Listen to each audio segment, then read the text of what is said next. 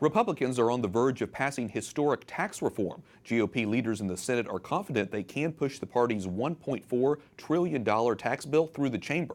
Capitol Hill correspondent Jason Calvi has more on the bill and a last-minute pro-life push in it. Good evening, Jason.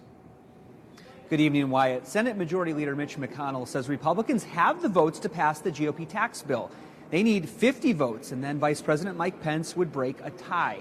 But tonight, senators are still wheeling and dealing. The motion is not agreed to. A vote-a-rama in the Senate allows every single senator to propose changes to the bill. Republican Steve Daines of Montana tells me he wants to create an unborn child tax credit. It would give $2,000 to mothers after they give birth. That is a life. So what this means long term is that as we talk about perhaps overturning Roe v. Wade someday, it gives us that much more strength in terms of a law that says what that woman is carrying is a life. And that could have some significant implications long term. The overall legislation would bring the first overhaul of the U.S. tax code in 31 years. It would slash the corporate tax rate, offer more modest cuts for families and individuals, and eliminate several popular deductions. Democrats are united in their opposition to the bill. They say they'll fight to reverse it. To too many Americans, the American dream is slipping away.